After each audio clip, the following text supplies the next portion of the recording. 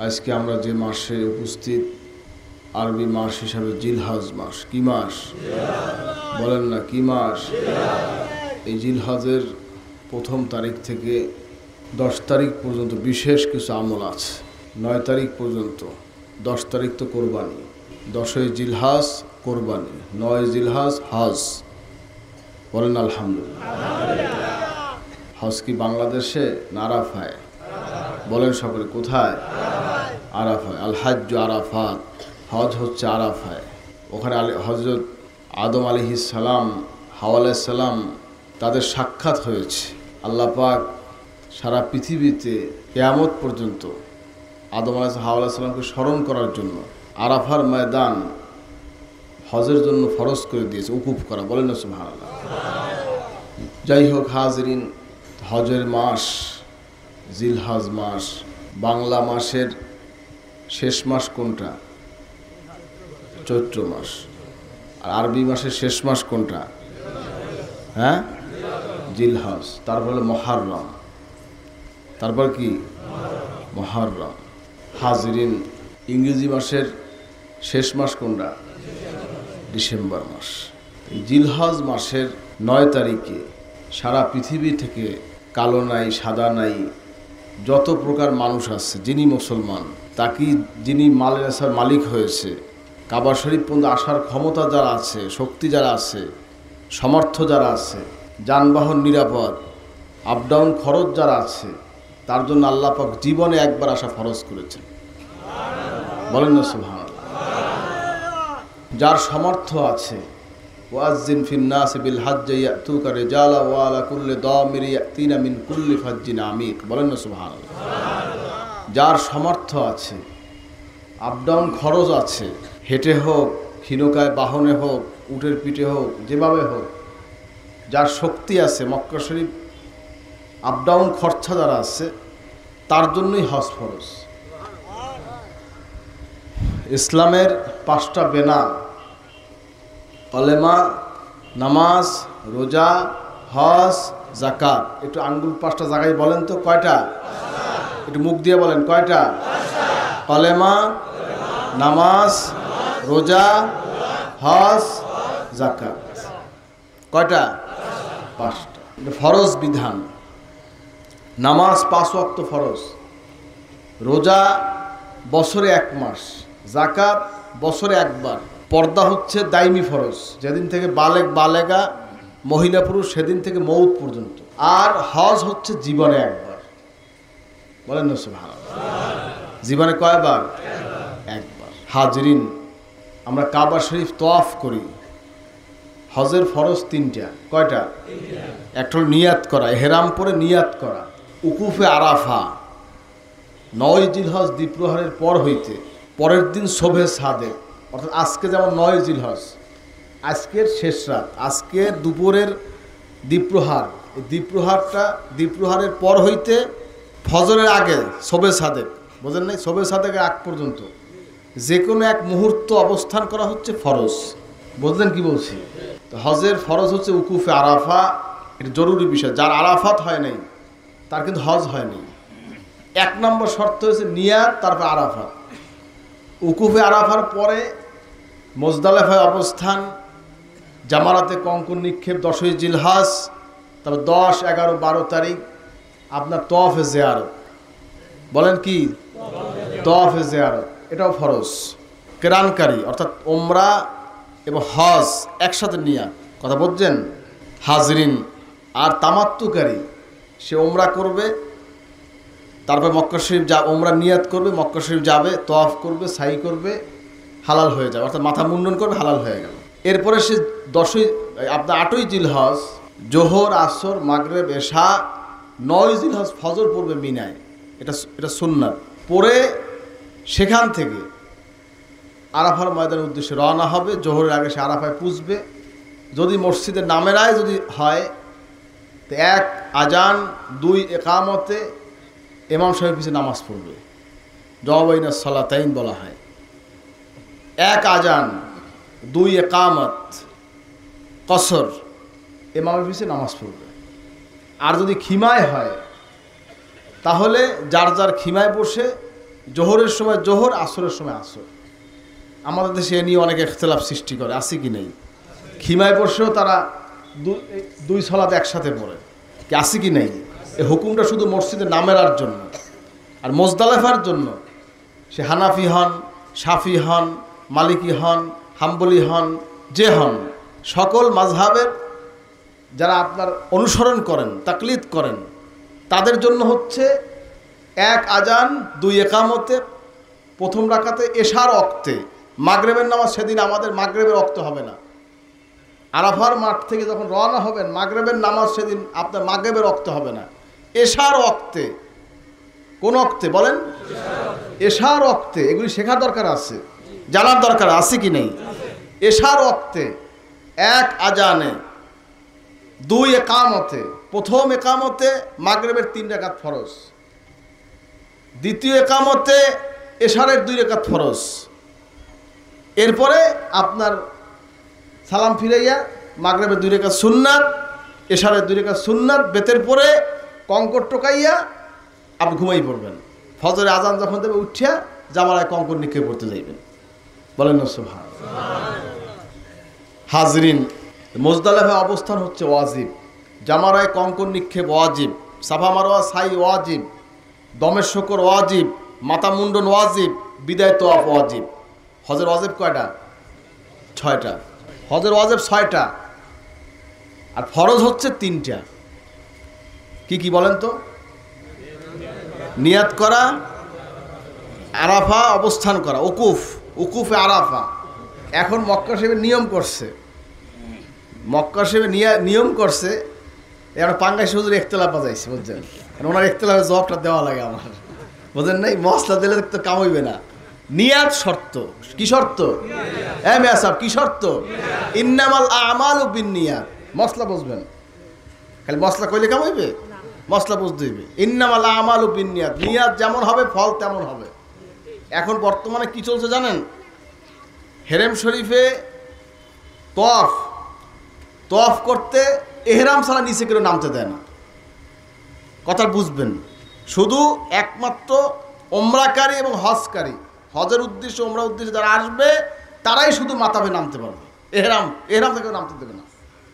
এখন আমাকে বাঙালি পাকিস্তানি তো চালাক, এরা করছে কি, রুমে গনে এহরামের কাপড় পরিয়া, মিকাতে আর যাওয়া লাগে না, রুমে গনে এহরামের কাপড় পরিয়া নিয়াজ ছাড়া আইয়া নামি আমরা তওয়াফ করতে আসছে, নফল তওয়াফ করতে আসছে, তওয়াফ হয়ে যাবে। সৌদিরাও কৌশল করে, হেরাও কৌশল করে। বোঝেন না কি কইছি? সিস্টেম বোঝেন কি কইছি? সৌদিরাও চালাকি করে, আর এখন বাঙালি রেখে আমার বলে চালাকি করো, আমরা তো বাঙালি মুশকিল কাতির। হাজরিন, বাঙালিরা ওই চালাকি লইছে এখন। এই জন্য নিয়াত শর্ত। কি শর্ত? নিয়াত শর্ত। এক হয়েছে এহরামের কাপড় পরে নিয়াত করতে হবে, আরাফার ময়দানে উকুফ করতে হবে, তওয়াফে জিয়ারত করতে হবে। এটা কি ফরজ, বুঝবেন। এরপর আপনার মুজদালিফায় অবস্থান, জামারায় কঙ্কর নিক্ষেপ, হাদি কোরবানি করা, মাথা মুন্ডন করা, বিদায় তোয়াফ করা, সাফা মারওয়া সাই করা। তো এখানে এই ওয়াজিব কয়টা? হাজরিন, তো কথা হচ্ছে এই ওয়াজিব আর হয়েছে ফরজ। এই করে যদি ঠিক করে রাখতে পারেন তাহলে দেখবেন আপনি ভুল কম হবে। এজন্য আমার একটা লিখিত কিতাব হচ্ছে জিয়ারতে হারামাইন শরীফাইন হজ, হানাফি মাযহাবের আলোকে হজ জিয়ারত, একটা বই লেখা আছে। হযরত পীর সাহেব কেবল এখানে অনেক সংশোধনী দিয়েছেন। হুজুর আপনি স্পেশাল বোর্ড করে আমি লিখে যখন আমরা কাছে বই এই কিতাবটা লিখছি, হুজুর একটা রুম ছিল তখন আমরা নাড়ার ঘর ছিল, নাড়ার ঘর।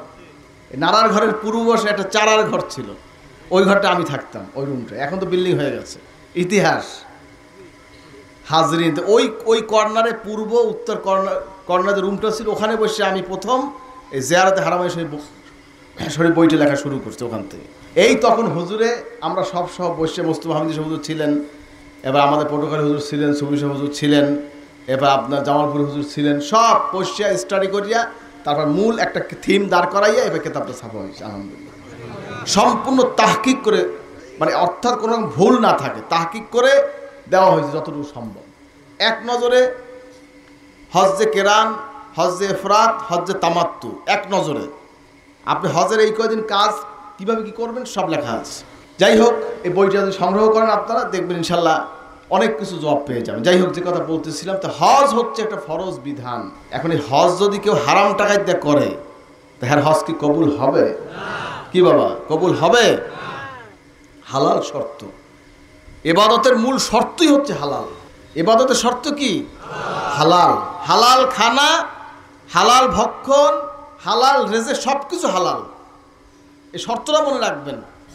সুদের টাকা দিয়ে কেউ হজ করে, ঘুষের টাকা দিয়ে কেউ হজ করে, হারাম টাকা দিয়ে হজ করে, পরেরটা মেরে দিয়ে হজ করে, বলো হজ কি কবুল হবে?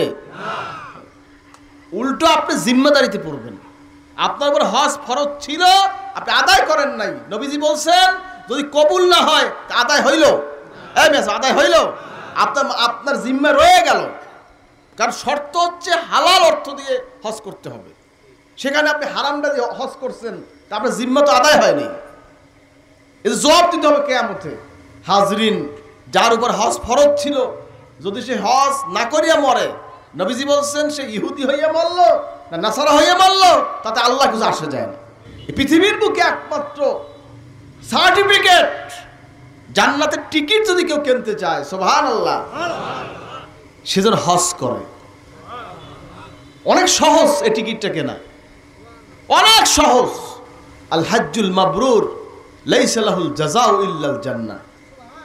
নবীজি বলছেন কবুল হজ একমাত্র প্রতিদান হচ্ছে জান্নাত। সুবহানাল্লাহ, আসতে কইলেন, একটু জোরে কর না সুবহানাল্লাহ। ভাইরা আমার, এই যে হজটা করবেন খুব সতর্কতার সাথে। তওয়াফ, সাই, কঙ্কর নিক্ষেপ, কোরবানি, উকুফে আরাফা, মুজদালিফা অবস্থান, উকুফ, হাজি, সাফা মারওয়া, সাই, সব বিষয়গুলি তাহকিক করে ভুল হলে আবার করবেন। ভুল হলে আবার করবেন। দেখা যায় যে একজন তওয়াফ করছে, সন্দেহ হয়েছে যে মনে হয় আপনার কি হয়ে গেল। অনেক সময় দেখা যায় ও তওয়াফ করা অবস্থায় অজু ছুটে যায়। ছোটে না ভাই? কি ভাই, মানুষের তো ব্যারাম আছে না? গ্যাস হয়েছে, অজু ছুটে গেছে। তো নিয়ম কি জানেন তো? যেখান দিয়ে অজু ছড়ছে ঠিক ওই জায়গাটা হিসাবটা রাখবেন। আবার অজু করিয়া ওইখান দিয়ে আবার শুরু করতে হবে। কথা বোঝেন নাই?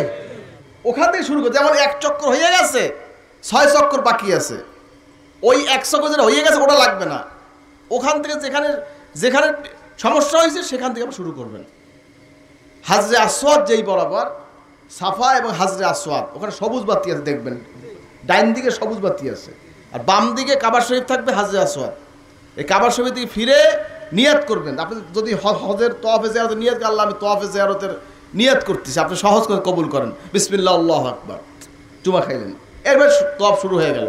হজের তওয়াফের দোয়া আছে, তেলাওয়াত আছে, দরুদ শরীফ আছে, ইস্তেগফার আছে, পড়বেন আপনার যেটা খুশি আপনার সম্ভব।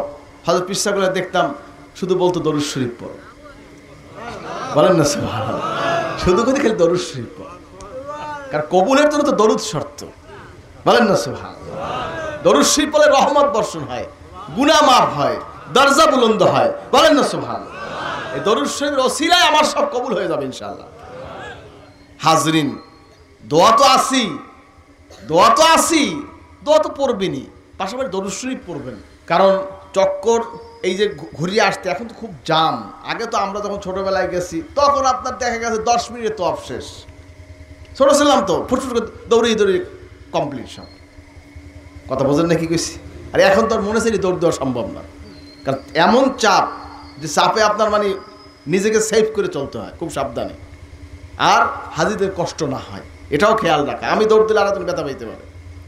এই হাজরা দেখবেন পাকিস্তানি, বাঙালি, ইন্ডিয়ান, আরে আবেগ, আর ওই আফ্রিকান, নিগ্রো, সুদানি, এই হুজুরেরা যাইয়া এমন বিপদ, মানে যদি কোনো রকম তাদের হাতে পায়ে যদি কেউ লাগে তো হেটার মাথা ফাটি লয়ে যাবে জায়গায়। হাজরে আসওয়াদ নিয়াত করে ইমানের সাথে যদি কেউ চুম্বন করে, কিয়ামতের দিন তার জিহ্বা হবে, সে কথা বলতে পারবে যে ইমানের সাথে চুম্বন করেছে। কিয়ামতের দিন হাজরা তাদের ক্ষমার জন্য সুপারিশ করবে আল্লাহর কাছে, বলেন না সুবহানাল্লাহ। জান্নাত থেকে এসেছে। এটা ছিল হাজরুল আবিয়াদ, ওই যে ফেরেশতা যারা আল্লাহ পাহারায় রাখছিল। কোথায়? গাছের নিচে। লা তাকরাবা হাযিহি শাজারাতা ফাতাকুনা মিনাজ জালিমিন, তোমরা গাছের নিকটবর্তী হইও না, তাহলে জালেমদের অন্তর্ভুক্ত হবে। আদম আলাইহিস সালাম কইছে ওখানে তোমরা যাবে না, তা জালেমদের অন্তর্ভুক্ত হবে। সেখানে আল্লাহ পাক ভলান্টিয়ার ফেরেশতা নিযুক্ত করছে। ফেরেশতার মনে চাইছে এটা আল্লাহর জান্নাত ঘুরে দেখকেই তো একদিন, আদম হাওয়া তো আসে না, এই কামে তো কাম ঘটে গেছে, লম্বা ইতিহাস। পরবর্তীতে আল্লাহ পাক এই ফেরেশতাকে যে আমার বান্দারে ক্ষমা করা হইতে হবে কিয়ামত পর্যন্ত, তো কি হবে তখন তার আল্লাহ পাক একটা জান্নাতি পাথর হিসেবে দিলেন। সেই পাথরটা জাবালে আবু কুবায়স এসে পড়েছে। এই পাথরটা তো ফেরেশতা, এত আলোকিত হয়েছে, ফেরেশতা তো নূরের তৈরি, সুবহানাল্লাহ, এত আলোকিত হয়েছে যে আলোতে মক্কা শরীফে হুদুদ আল হারাম এর যে সীমানা যতটুকু, অর্থাৎ ঐতিহাসিক রাওয়ায়েতে পাওয়া যায় যে ওই যে সেই জাবালে ওই যে হাজরুল আবিয়াদ যে পাথরটা আবু কুবায়স পাহাড়ে পড়েছিল, সেই আবু কুবায়স পাহাড় থেকে আপনার এই মাশরিক মাগরিব জুনুব শিমাল কাবা শরীফেই এর পশ্চিম পূর্ব উত্তর দক্ষিণ এই চতুর্দিকে যতটুকু আলো ছড়াইছে বর্তমান হেরেম শরীফের সীমানা অতটুকু, বলেন না সুবহানাল্লাহ। এই প্রত্যেকটার পিছনে ইতিহাস আছে। এই যে মাকামে ইব্রাহিম, সুবহানাল্লাহ, এই মাকামে ইব্রাহিমটা কি জানেন আপনি? এটা লিফট এটা। এখন তো আপনি সেন কপ্প দিয়ে লিফট উড়ান, আর ওটা অটো, আল্লাহর কুদরত সিস্টেম। সংগ্রাম ওই মাসায় ব্যবস্থা ছিল না। পুত্র ইসমাইল আলাইহিস সালাম, হযরত ইব্রাহিম ইসলামের ছেলে নবী ইসমাইল আলাইহিস সালাম, তিনি তার সহযোগিতা করলেন, আর ইব্রাহিম আলাইহিস সালাম ওই পাথরে দাঁড়াইয়ে দাঁড়াইয়ে কাবা শরীফ নির্মাণ করলেন। হযরত ওমর রাদিয়াল্লাহু তাআলা আনহু কাবা শরীফের মধ্যে মাকাম ইব্রাহিম কি বলে রাখবেন না কোথায় রাখবেন, কেহ বলে কাবা শরীফ ওয়ালের লাগে লাগাইয়ে রাখেন, কেহ বলে কাবা শরীফ মধ্যে নির্মাণ করেন। হযরত ওমর রাদিয়াল্লাহু বললেন, ইয়া রাসূলুল্লাহ, আমরা এটাকে মুসাল্লা হিসেবে ব্যবহার করতে পারি না? সুবহানাল্লাহ কইবেন না? আয়াত নাযিল হয়ে গেল, আত্তাখিযু মিন মাকাম ইব্রাহিম মুসাল্লা, কন্না সুবহানাল্লাহ। ওমর রাদিয়াল্লাহু কথার উপরে অনেকগুলো আয়াত নাযিল হয়েছে, সুবহানাল্লাহ। হাজরিন, সব জায়গায় ইতিহাস।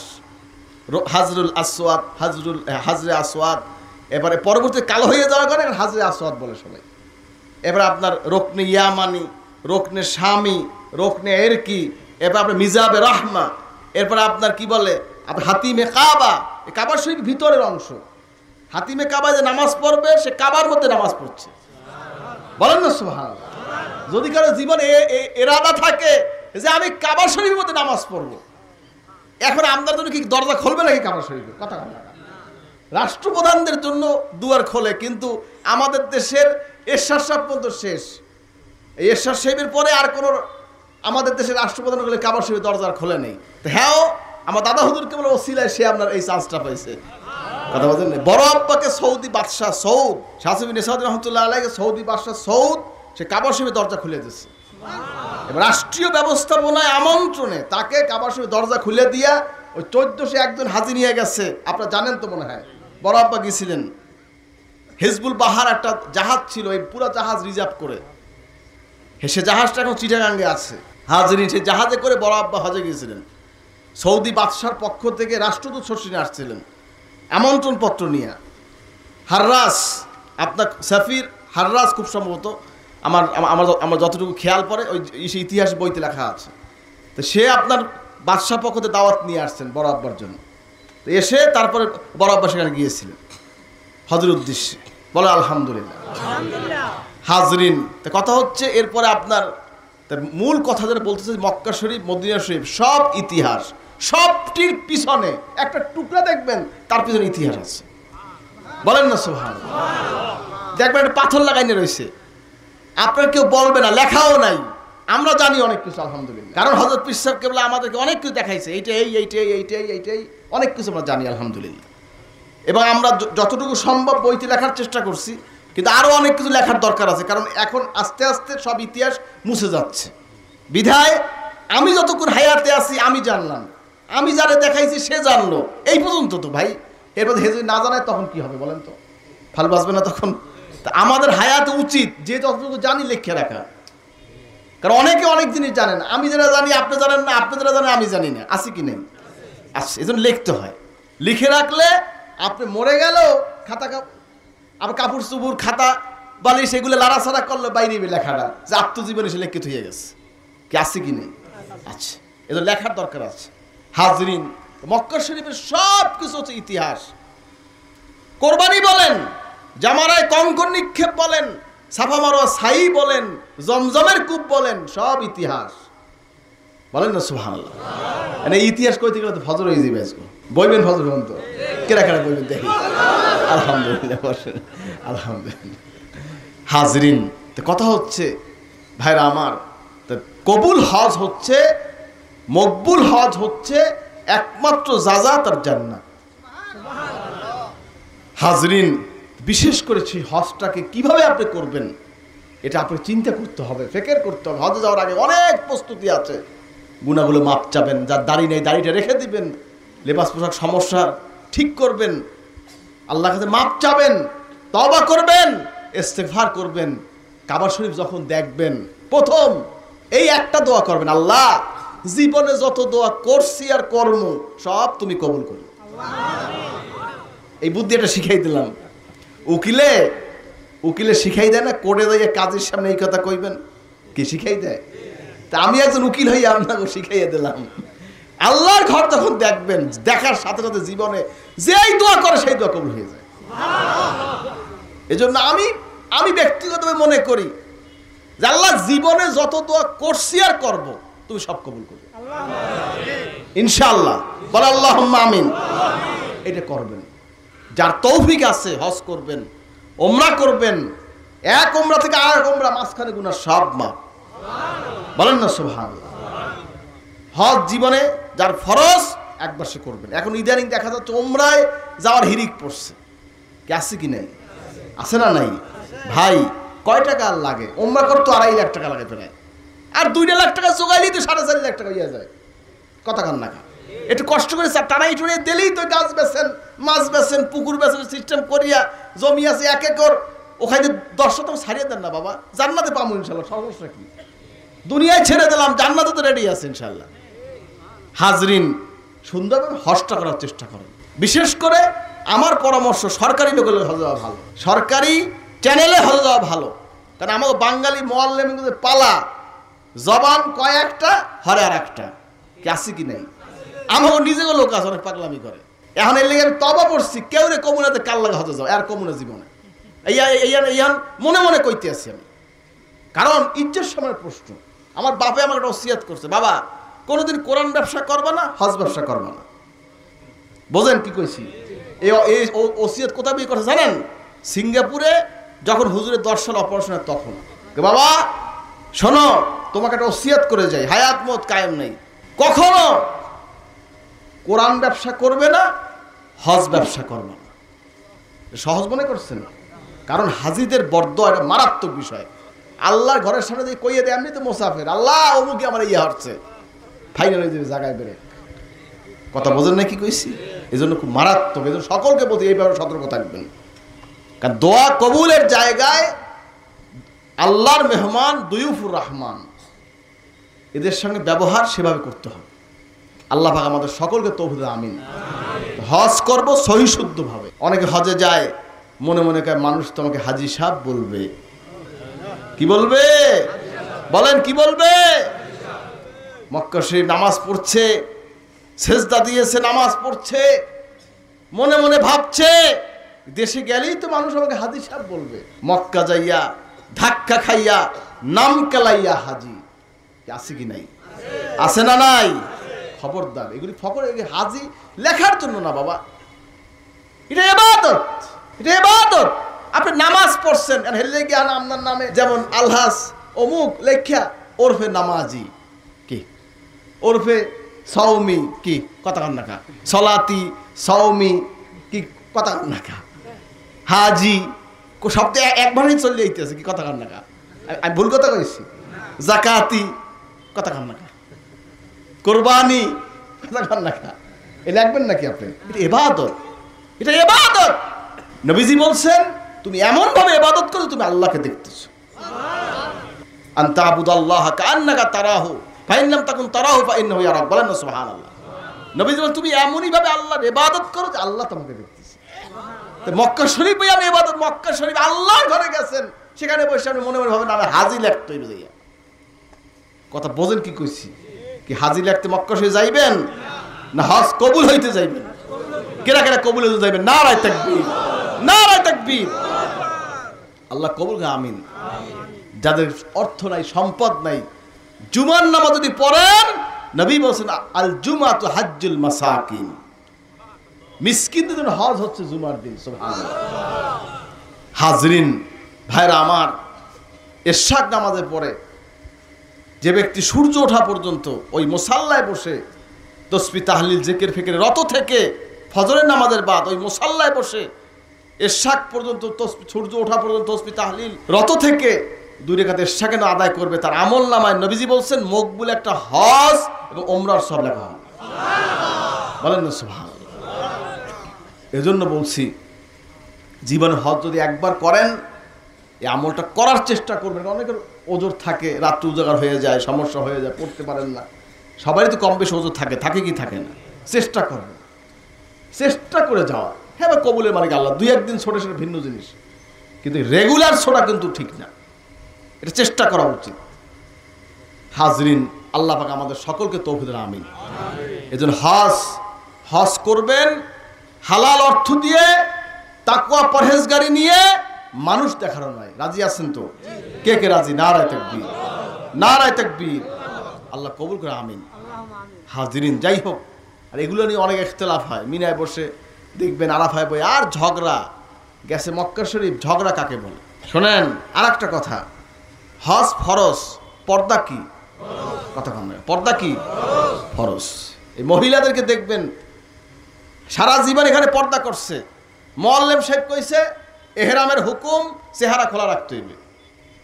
কে কথা কম না? আপনি খোলা রাখবেন? আপনি খোলা রাখবেন? শোনেন, পুরুষের মাথার উপরে কাপড় থাকবে না। কথা বোঝেন? এই মাথাটা খোলা থাকবে। এই যে পায়ের যে এটা কি বলে? পাতা। হ্যাঁ, এই হাড্ডিটায় চপল অর্থাৎ জুতা থাকবে না, খোলা থাকবে। এটা এর নিচে থাকবে 2 ফিতা সেলাইবিহীন 2টা কাপড় আর 2 ফিতার স্যান্ডেল। এটা হচ্ছে এহরামকারীর পোশাক। কথা বুঝবেন। আর যারা মহিলা, পুরুষের জন্য এইটা, আর যারা মহিলা তারা সমস্ত শরীর আবৃত করবে। হাত খোলা থাকবে, চেহারা খোলা থাকবে, পায়ের টাকনু, পায়ের এতটুকু খোলা থাকবে। কথা বুঝছেন? এখন কথা হচ্ছে যে চেহারা কি করবেন আপনি? চেহারা কি করবেন? দেখাবেন? এই ফতোয়া শুনে রাখেন। আম্মাজান আয়েশা সিদ্দিকা রাদিয়াল্লাহু তাআলা আনহা যখন মক্কা শরীফে আসছেন নবীজির সাথে ইহরাম অবস্থায়, তখন তিনি এই যে ক্যাপ আছে না, ক্যাপ চেনেন? ক্যাপ আছে, ক্যাপ চেনেন? মহিলাদের জন্য কিন্তু ক্যাপ পাওয়া যায় এখন। এই পিছনে বেল্ট, উপর খোলা, এই ক্যাপ পরাইয়া ক্যাপের উপর দিয়া চাদর দিয়া আম্মাজান আয়েশা সিদ্দিকা রাদিয়াল্লাহু আনহা তিনি ঢেকে তারপর তিনি মক্কা শরীফে প্রবেশ করেছেন। অর্থাৎ নাকের মধ্যে চেহারায় কাপড় স্পর্শ করে নেই। সুবহানাল্লাহ কইবেন না? আর মুআল্লিমের জিজ্ঞাসা যে এখন আম্মাজান করছে এই কাম, আর তুমি কও কোন কাম? এই কও। কথা কম না? কাপড় লাগতে পারবে না, কিন্তু কাপড় যে সামনে যেতে হইবে, এটা কি আল্লাহ, এটা কি নবীজি নিষেধ করছে? কথা কম না? নিষেধ করে। কথা মনে রাখবেন।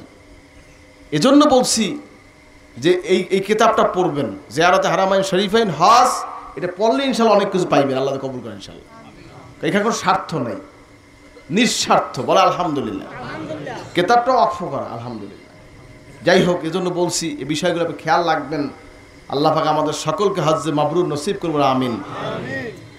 আমাদের অনেক পীর ভাই হজে যান, মুআল্লিম বাছাই করে যাবেন কার সাথে আপনি হজে যাচ্ছেন, উনি কোন গ্রুপের, কোন আকীদার, কোন মতের, এগুলি বোঝার দরকার আছে। কারণ ডোজ তো ওখানে বসে ডোজ চলে। কথা বোঝেন নাই? ওখানে মানুষের মন নরম থাকে, ওখানে বসে ডোজ ছাড়িয়ে দেয়, বাস বাংলাদেশে এই তো যা হওয়ার তাই হয়ে যায়। আছে কি নেই? আছে কি নেই? সবচাইতে বেটার সরকারিভাবে যাওয়া, আর নাইলে আকীদা ভালো আছে বা অন্য আপনার পরিচিত ভালো আছে দেখে তারপর যাবেন। আর সবসময় মনে রাখবেন, প্রত্যেক ট্রাভেলস মালিকের, বুঝছেন তো, এই টাকা দেন না, টাকা একটা বেলাইন চেক রেখে দেবেন। এই একটা পরামর্শ আমি দিয়ে গেলাম। কথা বলছেন? টাকা লইয়া দেয় ভাগলপুর, পরে আমরা ডকুমেন্টারি কিছু থাকে না। আর টাকা যে দেন, এটা মানি রিসিট রাখবেন। খোদা না কাছে যদি আপনার সঙ্গে প্রতারণা করে, ওইটা দিয়ে আপনি দাঁড়াই যাবেন। কথা বলছেন কি কইছি? যেহেতু যেমন শয়তানি করে, হেমন এই বুদ্ধি অফিসে করা লাগে। কি আছে কি নাই? যাই হোক, আল্লাহ পাক সকলকে হেফাজত করবেন, আমিন। যাই হোক, এই বিষয়গুলি বলছি আল্লাহ পাক যেন আমাদের সকলকে হজের হুকুম আহকাম মেনে চলার আমল করার আল্লাহ তৌফিক দান আমিন। এই যে আমরা কোরবানি, হাদি কোরবানি, দমের শকর, একটা দমের শকর কেরানকারী এবং তামাত্তুকারী এই দুইজনের জন্য অজীব। যখন কঙ্কর নিক্ষেপ করছেন, করার পরে আপনার উপরে একটা অজীব বাকি তখন, অর্থাৎ হালাল হওয়ার জন্য, সেটা হচ্ছে কি দমের শকর। দমের শকর কি বোঝেন? দমের শকর বোঝেন? এই যে শ্বাসটা নিয়ে দম ছাড়ে, এই দম না কিন্তু আমার কথা বোঝেন নাই। হযরত পীর সাহেবের সঙ্গে একবার হজে গেলাম, বুঝলেন তো, খুব সম্ভব 2007 সালে। তা আমাকে হুজুর বললেন যে সবাইকে তুমি হজের নিয়াত করাই দাও, মানে হুজুর আপনার কাছে হুজুর আপনি আমার নিয়াত করাই, হুজুরকে হোসেন করাই দেবে। তা আমাদের নিয়াত করাইতে আছে, মানে একজনে আমি কই যে শোনেন মাথায় টুপি দেন বছর দিলে কিন্তু দম দেওয়া লাগবে আমার। হে করছে কি আমি অনেক ভালো দম পারি, এই কই দেশে শ্বাস টান তাই নিয়ে দেশে ছাড়িয়ে। আমরা তো হাসতে হাসতে অবস্থা 12টা। আসলে সে বোঝে নাই যে জিনিসটা কি দমের শকর। দম হচ্ছে যদি কেউ পশম ছিঁড়ে ফেলে, বা আপনার এই যে আপনার মাথায় কাপড় দেওয়া নিষেধ, বা কাপড় দেওয়া নিষেধ, এটা যদি সে কম্বলে ঢাকিয়ে ফেলায়, এই ধরনের কিছু করে, তখন আপনার দমের শকরের হুকুমটা চলে, আপনার এই যে দমের হুকুম আসে। আর দমের শকর যেটা শরীরে যদি আপনার টাইনে পশম ছেড়ে বা গাছ কর্তন করে, বা এই ধরনের বিভিন্ন নিয়মকানুন আছে। নিষিদ্ধ কাজ যদি কেউ করে তাহলে তার দম দিতে হবে, এটির বিষয়। হজের মধ্যে নিষিদ্ধ কাজ যেগুলো যদি কেউ করে তাহলে তার দম দিতে হবে, কথার মনে রাখবেন। যেমন এহেরাম পড়ছে, এহেরাম তুই লঙ্গি পড়ছে, গেঞ্জি গাইতেছে, এহেরাম খুলিয়া লাইছে, অথচ হালাল হয় নাই, তফ করে নাই, সাই করে নাই, কিছু করে নাই। কথা বোঝেন না কি কইছি? কথা বোঝেন কি কইছি? এখন সে তো নিষিদ্ধ কাম করিয়া বইছে, এখন কি হয়েছে? তরক হয়ে গেছে। তো তরকের কাফারা হচ্ছে আপনার দম দেওয়া, আর দমের শকর হচ্ছে কোরবানি, হাদি, দমের শকর, সেটা তার উপর অজীব হয় কেরানকারী আর তামাত্তুকারীর জন্য। আপনি কঙ্কর মারার পরে আপনি বাজারে যাবেন, আপনার পছন্দ মতন দুম্বা, ছাগল, গরু, উট, যেটা আপনার পছন্দ জবাই দিয়ে আপনার পক্ষ থেকে জবাই করবেন, করে তারপর আপনি হালাল হয়ে যাবেন। এই হচ্ছে হুকুম। বলেন আলহামদুলিল্লাহ। অনেকে করে কি মোয়াল্লেমে টাকা দিয়ে দেয়, মোয়াল্লেমে করে কি যাইয়া তো কয়েছে কোরবানি হয়ে গেছে, টাকা তো পকেটে চলে গেছে। কথা বোঝেন কি কইছি? আমি ধরে ধরে ভাঙাই দিলাম, কারণ আমার কাছে অনেক রেপোর্ট আইতে আছে। আমাকে তোমাকেও আমি মুখোশ উন্মোচন করবো, শয়তানি ভালো করে আমার দেখতে হইবে। এটা ফরজ বিধান, এটা নিয়ে প্রতারণা, এটা তো মানা সম্ভব না। হাজরিন, যাই হোক, যে বিষয়ে বলতেছিলাম, তো কথা হচ্ছে এই বিষয়গুলো আপনার খেয়াল রাখবে। এজন্য সতর্ক। এজন্য কি বলেন, এই কথাগুলোর অর্থ কি? সতর্ক। সতর্কতার জন্য এই কথাগুলি বলেন। এজন্য আপনার কোরবানি এটা আপনার দায়িত্ব, এটা আরেকজনের দায়িত্ব নাকি? কথা বলে আরেকজনের দায়িত্ব নাকি? আপনার দায়িত্ব আপনার কোরবানি করা, আপনার দায়িত্ব দমের শকর আদায় করা। আপনি নিজে তার সঙ্গে যাইয়া যদি না চেনেন, 10 জন আসেন এক লাগে, মল্লেম সাহেব আমাকে লইয়া যান, আমরা কোরবানি দেব। কথা বোঝেন না কি কইছি? এই সিস্টেম করবেন, দেখবেন ভুল কম হবে। আল্লাহ পাক আমাদের সকলকে হজের বিধান, মানাসিক আল্লাহ পাক আমাদেরকে পুঙ্খানুপুঙ্খানু নবীজির তরিকায় আদায় করা আল্লাহ তৌফিক দেবেন, আমিন। এখন কাজ কি? মদিনা শরীফ জিয়ারত। কোথায় কাজ? মান যারা কবরি ওয়াজাবাত লাহু শাফাআতি। বলেন না সুবহানাল্লাহ। যে আমার কবর জিয়ারত করবে তার জন্য আমার সুপারিশ ওয়াজিব হয়ে যাবে। মান যারা কবরি কুনতু লাহু শাফিয়ান ওয়া শাহীদান ওয়া মান মাতা ফি আহদাল হারামাইন বাসাহুল্লাহু মিনাল আমিনিনা ইয়াউমাল কিয়ামা। বলেন না সুবহানাল্লাহ। নবী, যে ব্যক্তি আমার কবর শরীফ জিয়ারত করলো তার জন্য আমি সুপারিশকারী হব, সাক্ষীদাতা হব। সুবহানাল্লাহ। ওমান মাতা ফি আহদাল হারামাইন, 2 হেরমে 1 হেরমে যে ইন্তেকাল করবে, বাসাহুল্লাহু মিনাল আমিনিনা ইয়াউমাল কিয়ামা, কিয়ামত পর্যন্ত সে নিরাপদে থাকবে। বলেন না সুবহানাল্লাহ। হাজরিন, অনেকে তালিম দেয় মদিনায় যাওয়ার দরকার কি, এটা কি হজের পার্ট নাকি? কথা বুঝছেন? আপনি মক্কা শরীফ গেছেন, মদিনা এসে যাবেন না? আপনি যেই নবী আপনার জন্য কাঁদতে কাঁদতে ইন্তেকাল হয়ে গেল, যেই নবী আজও রওজা শরীফে আল্লাহকে দোয়া করছে রব্বি হাবলি ইয়া উম্মতি, যেই নবী কিয়ামতের ময়দানে মাকামে মাহমুদে সিজদারত অবস্থায় থাকবেন আর বলবেন রব্বি হাবলি ইয়া উম্মতি। বলেন না সুবহানাল্লাহ। নবীজিকে বলা হবে, হাজরিন আপনি মাথা উঠান, আপনি মাথা উঠান, ইরফা রাসাক ইয়া মুহাম্মদ ইশফা তুশাফা সাল তোতা। মাথা উঠান, আপনি যা বলবেন, সুপারিশ করবেন, মঞ্জুর করা হবে। বলেন না সুবহানাল্লাহ। সেই নবীজির রওজা শরীফ আপনি জিয়ারত করবেন না, সেই নবীকে আপনি সালাম না দিয়ে দেশে আসবেন, কেমন উম্মত আপনি? যে মক্কায় হজ করতে আসলো, মদিনায় গেল না, মদিনা শরীফে গেল না, নবীকে সালাম দিল না, সেজন্য অসৎ আচরণ করল। ফাকাত জাফানি। হাজরিন, নবীকে সালাম দিবেন, রওজা শরীফে জিয়ারত করবেন। অনেকে আবার তালিম দেয় যে রওজা বলা যাবে না, নবীজির কবর বলবে। বুঝলেন? শোনেন, কবর শরীফ বলা যায়, কিন্তু আমরা ইহতিরামে রওজা বলি। রওজা অর্থ বাগান। রওজা অর্থ কি? বাগান। ওয়াল্লাযীনা আমানু ওয়া আমিলুস সালিহাত ফি রাওদাতিল জান্নাত। বলেন না সুবহানাল্লাহ। আল্লাহ বলছেন যারা ঈমানদার, নেক আমল করেছে, তারা জান্নাতের উদ্যানে বসবাস করবে। বলেন না সুবহানাল্লাহ। নবীজির চাইতে নেককার কে আছে, ঈমানদার কে আছে বলেন? নবীজির চাইতে বড় ঈমানদার, বড় আমলদার কেউ আছে এই পৃথিবীতে? তাকে, তার রওজা শরীফকে রওজা বলবো না, তোমাকে বলবো? এজন্য আমরা নবী সাল্লাল্লাহু আলাইহি ওয়াসাল্লামকে ইহতিরাম করে, সম্মান করে আমরা বলি রওজা, রওজা শরীফ বলি, বলি কি না? ওরা মনে করে কি যে রিয়াজুল জান্নাহরে মনে হয় আমরা মনে হয় রওজা বলি। শোনেন, রিয়াজুল জান্নাহ হচ্ছে এক পার্ট, আর নবীজির হুজরা শরীফ যেখানে হুজুর ঘুমাচ্ছেন এটা আরেক পার্ট। এটার দলিল দিচ্ছি আমরা কোরআন দিয়ে। আর রিয়াদুল জান্নাহ যেটা, জান্নাতের টুকরা যেটা, নবীজি বলছেন আমার মেম্বার এবং আমার হুজরা মা বাইনা বাইতি ওয়া মেম্বারি ওয়া রাওদাতুম মিন রিয়াদিল জান্নাহ। বলেন না সুবহানাল্লাহ। আমার মেম্বার এবং আমার হুজরা এর মাঝখানে যে জায়গাটা, এটা জান্নাতের বাগান। পৃথিবীর কোথাও জান্নাতের টুকরা আপনি পাবেন না। সাময়িক সময়, এটা সাময়িক সময়ের বাগান। সুবহানাল্লাহ, এটা সাময়িক, কিন্তু পৃথিবীর বুকে স্থায়ী যে ভূখণ্ড, মাটি, সেটা হলো মদিনা শরীফে। বলেন না সুবহানাল্লাহ। নবীজির কারণে ওই জায়গাটা জান্নাতের বাগান হয়েছে। নবীজির কারণ মদিনা শরীফ ছিল ইয়াসরিব, নবীজির কারণে সেটা হয়েছে মদিনা আল মুনাওয়ারা, মদিনাতুত তাইয়্যিবা, দারুস সুন্নাহ। বলেন আলহামদুলিল্লাহ। মদিনা শরীফ একটা নাম কি জানেন তো? দারুস সুন্নাহ। বরাবর ওই অনুসরণে শর্ষিরার নাম দিয়েছে দারুস সুন্নাহ। বলেন আলহামদুলিল্লাহ। হাজরিন, মদিনা শরীফে যাবেন, রওজা শরীফ জিয়ারত করবেন, নবীকে সালাম দিবেন। আমার নবীর নিজ কানে সালামের সওয়াব শোনেন, নিজ কানে সালাম শোনেন, নিজের ঠোঁট দিয়ে উত্তর দেন। স্বাভাবিক মাইয়েত তার কবরে পাইতে হাঁটতে গেলে জুতার যে খসখস আওয়াজটা সে কানে শোনে। সুবহানাল্লাহ কইবেন না? আর রহমাতুল লিল আলামিন যিনি রওজা শরীফে শুয়ে আছেন, আজও তিনি জীবিত রওজা শরীফে। নবী সাল্লাল্লাহু আলাইহি ওয়াসাল্লাম মেরাজে যাচ্ছেন, বাইতুল মুকাদ্দাস, বোরাকের পিঠে চলে যাচ্ছেন নবীজি। বাইতুল মুকাদ্দাস আল খলিল নামক স্থান যখন পাস করছে, হঠাৎ নিচে নজর পড়ছে, তাকে মুসা আলাইহিস সালাম কবরে নামাজ পড়তে আছে। সুবহানাল্লাহ, আসতে কইলেন।